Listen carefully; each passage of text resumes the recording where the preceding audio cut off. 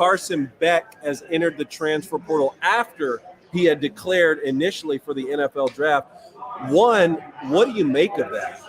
And two, if you're returning to college, like, what's pushing you out from Georgia?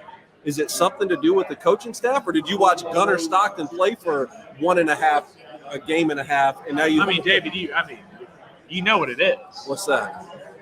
Who's in Miami?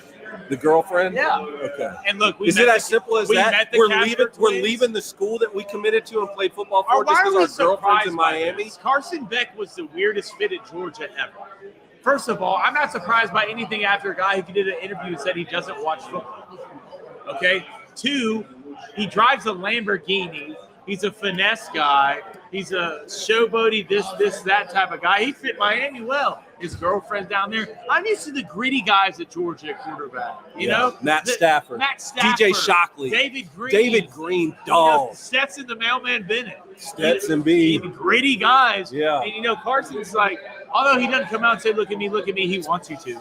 I told Mark Richt to his face that him recruiting Matt Stafford my year instead of me's probably set Georgia back at least 25 years. Yeah, at least. He got a good chuckle out of that. Yeah.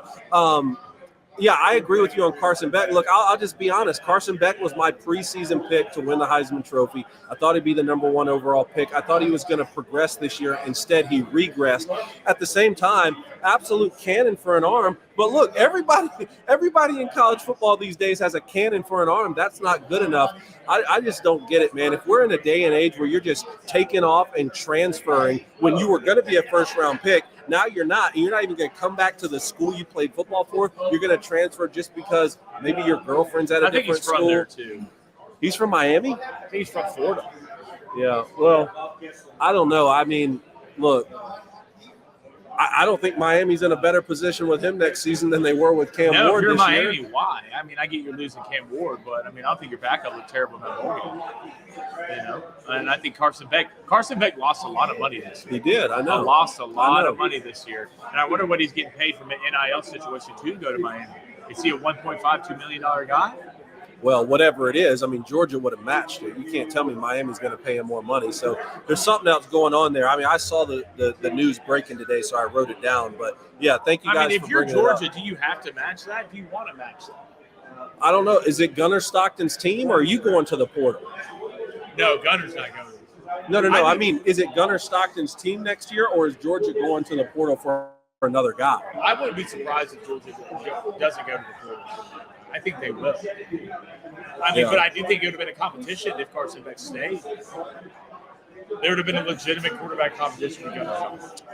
Well, again, there wasn't this year, right? Remember, we were live streaming the Georgia-Alabama game from Innisfree in Tuscaloosa.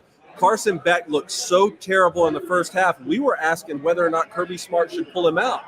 Opted not to, stayed with Carson Beck. He ends up throwing bomb after bomb after bomb in the second half. They come back, take the lead, still lose that football game. But again, just a weird season all the way around. I'll say it one more time. One of the weirdest stats I've ever heard in football was as Carson Beck's interceptions went up throughout the year, Georgia's points per game somehow went up. Really, really weird, but here we sit. They're out of the playoff, and the team that beat them is getting their tail kicked right now. Well, Georgia couldn't run the football this year. And that was the biggest surprise. They had to come out and throw it 40 times for them to put points up and win it. With that offensive line, how big they are and how physical they are, with the ETN at running back, you have 2 okay running backs that you couldn't run the ball with that team. Also, those other 2 guys that are not there this year, Brock Bowers and Ladd McConkey, they're pretty good. They're pretty good football players. Georgia led the nation in drop passes. You see Brock Bowers set the rookie receiving record for catches the other day? He's disgusting. Anyway, thanks for bringing up the Carson Beck point because we wanted to talk about that.